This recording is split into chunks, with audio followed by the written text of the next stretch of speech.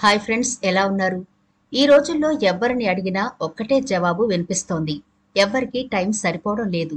ఉదయం టిఫిన్ చేసి కొద్దిసేపు అయినట్టే అనిపిస్తోంది. వెంటనే లంచ్ టైం అయిపోతుంది. లంచ్ చేశామా అనే లోపే డిన్నర్ టైం కూడా వచ్చేస్తోంది. ఇప్పుడు తినాలా వద్దా అనే సందేహం కూడా చాలా మందికి కలుగుతోంది. ఎందుకంటే పొట్టలో ఉన్న ఆహారం అలా అరగకుండా ఉన్నట్టే అనిపిస్తోంది. టైం అయితే గడిచిపోతోంది. ఇది ఎంతవరకు నిజం? ఇందులో నిజం లేదని నేనంటాను. మీరు నమ్ముతారా? అవునండి. టైం ఎప్పటిలాగే ఉంది. మన బిజీ లైఫ్ మాత్రం పెరిగిపోయింది. మనకి ఆరోగ్యం పట్ల శ్రద్ధ తగ్గింది. ముఖ్యంగా మనం ఏం తింటున్నాము, తిన్నది అరిగిందా లేదా అనే స్పృహ కూడా లేకుండా టైం చూసుకోకుండా తినడం, ఎప్పుడు పడితే అప్పుడు తినడం, ఎలా పడితే అలా తినడం, ఇలా మన పొట్టను దేనితో ఒకదానితో నింపేయడమే తెలుస్తోంది తప్పించి మన పొట్ట మాట్లాడే భాషను మాత్రం అర్థం చేసుకోలేకపోతున్నాం. ఏదో పెద్ద పెయిన్ వస్తే తప్ప పొట్ట మీదకి మనకు చేతులు వెళ్ళవు. మరి ఈనాటి వీడియోలో గ్యాస్ట్రిక్ సమస్యతో ఇబ్బంది పడేవాళ్ళు ఎలాంటి జాగ్రత్తలు తీసుకోవాలి, మందులు వాడకుండా ఇంట్లో ఉండే ఇంగ్రీడియంట్స్ తోనే గ్యాస్ సమస్యను ఎలా చిటికలో నయం చేసుకోవచ్చు ఈనాటి వీడియోలో పూర్తిగా చూద్దాం. కాబట్టి వీడియో స్కిప్ చేయకుండా చివరి వరకు చూడండి ఫ్రెండ్స్. మనం తెల్లవారి లేచింది మొదలు మళ్ళీ పడుకునేంత వరకు మనం ఏదో ఒకటి తింటూ మన పొట్టను నింపుకుంటూ ఉంటాం కదా. మరి ఆ పొట్ట మాట్లాడే భాష ఏంటో తెలుసుకోవాలి అంటే ఈ వీడియో తప్పకుండా చూడండి, స్కిప్ చేయకుండా. ఇప్పటి వరకు మన ఛానల్ ని ఎవరైనా సబ్స్క్రైబ్ చేసుకోకపోతే వెంటనే సబ్స్క్రైబ్ చేసుకోండి. ఆ పక్కనే గంట సింబల్ కనిపిస్తోంది కదా, దాన్ని ప్రెస్ చేసి ఆల్ నోటిఫికేషన్ ఆన్ చేసుకుంటే మేము ఎప్పుడు వీడియో అప్లోడ్ చేసినా నోటిఫికేషన్ ద్వారా ముందుగా మీ ఫోన్ లోకి వస్తుంది, మీరు చూడొచ్చు. అంతేకాదు ఫ్రెండ్స్, మాదొక చిన్న రిక్వెస్ట్. ఈ వీడియో నచ్చితే లైక్ చేయడం మర్చిపోకండి.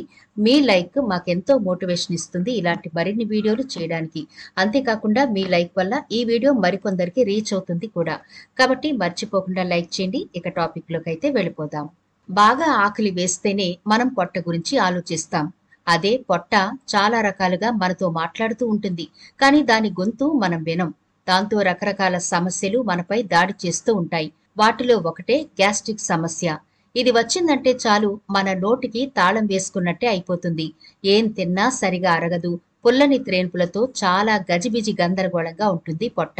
ఏదైనా తినాలి అంటే 1-2 సార్లు ఆలోచించాల్సిన పరిస్థితి. అసలు మనకి గ్యాస్ట్రిక్ సమస్య ఉందా లేదా అని ఎలా తెలుసుకోవాలి అంటే, మనం తీసుకున్న ఆహారం గొంతు నుంచి ఆహార నాళం ద్వారా పొట్టలోని జీర్ణాశయంలోకి చేరుతుంది.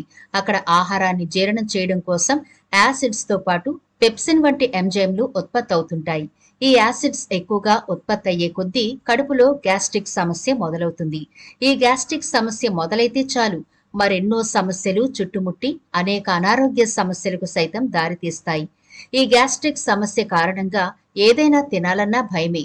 ఈ సమస్య వల్ల కడుపులో గ్యాస్ తయారయ్యి ఛాతీ నొప్పి, కడుపు నొప్పి, మంట వంటి సమస్యలు వస్తాయి. వికారం మరియు అజీర్ణం, ఆకలి లేకపోవడం, నోటిలో నీళ్లు ఊరడం మరియు పొట్ట ఉబ్బరంగా అనిపించడం, త్రేన్పులు రావడం, వెక్కిళ్లు, ఆహారం తీసుకున్న తర్వాత ఆయాసం రావడం, గుండెలో మంటగా అనిపించి తేన్పు రావడానికి ఇబ్బంది పడ్డం, వాంతి అవుతున్నట్టుగా అనిపించడం, పొత్తి కడుపు పైభాగం నిండిన అనుభూతి కలగడం, కడుపులో మరియు పొత్తి కడుపులో మంట, నొప్పి రావడం వంటివి జరుగుతాయి. ఇలాంటి లక్షణాలు గనక కనిపిస్తే మీకు గ్యాస్ట్రిక్ సమస్య ఉన్నట్టు గుర్తించాలి. అసలు ఈ గ్యాస్ట్రిక్ సమస్య ఎందుకు వస్తుంది, ఎవరికి వస్తుంది అని చూస్తే, ఈ గ్యాస్ట్రిక్ సమస్య 20 ఏళ్లు పైబడ్డ వారిలో కనిపిస్తూ ఉంటుంది. సరైన సమయానికి ఆహారం తీసుకోకపోవడం, మద్యపానం, ధూమపానంను ఎక్కువగా సేవించడం, కదలకుండా ఎక్కువసేపు ఒకే ప్రదేశంలో కూర్చోవడం, మానసిక ఆందోళనలు, దిగులు, కుంగుబాటు, ఒత్తిడి, అలసటకు గురవుతుండడం, టీ, కాఫీ వంటివి ఎక్కువగా తీసుకుంటూ ఉండడం, ఆహారం సరిగా నమిలి మింగకపోవడం, చల్లటి పానీయాలు ఎక్కువగా తాగే వారిలో ఈ సమస్య ఎక్కువగా వచ్చే అవకాశం ఉంటుంది.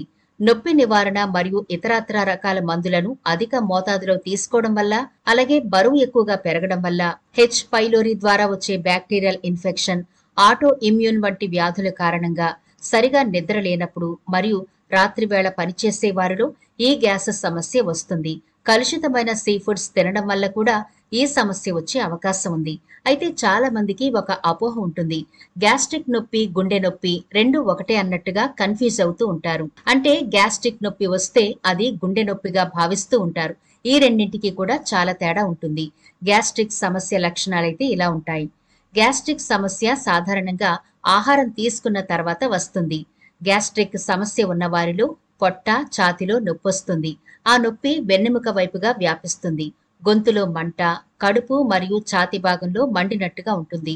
కడుపులో మంట, తేన్పులు వస్తాయి. గ్యాస్ట్రిక్ సమస్య ఉన్నవారు చాలా నీరసంగా ఉంటారు. ఇక గుండెపోటు లక్షణాలు చూస్తే గుండెపోటు సమస్య ఆకస్మికంగా రావడమే కాక తీవ్రమైన నొప్పి మెడ వరకు పాకుతుంది.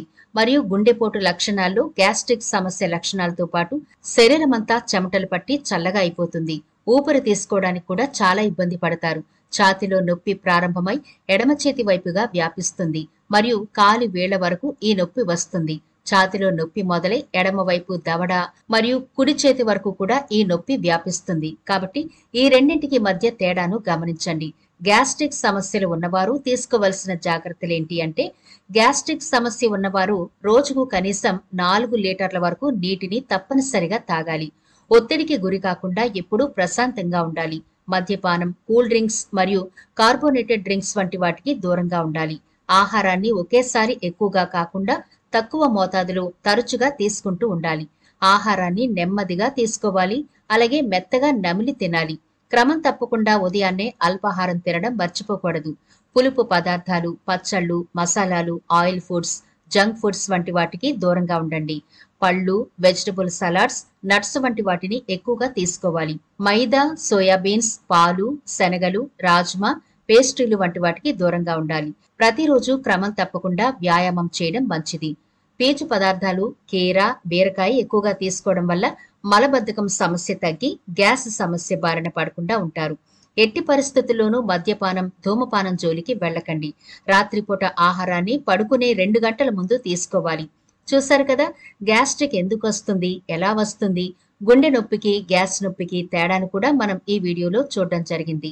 మరి ఇప్పుడు ఇంట్లోనే ఉంటూ ఎలాంటి మందులు వాడకుండా ఈ గ్యాస్ట్రిక్ సమస్యను ఈజీగా ఎలా తగ్గించుకోవచ్చు, అది కూడా చాలా తొందరగా ఈ గ్యాస్ పెయిన్ అనేది తగ్గించుకోవచ్చు ఈ టిప్స్ ఫాలో అయితే.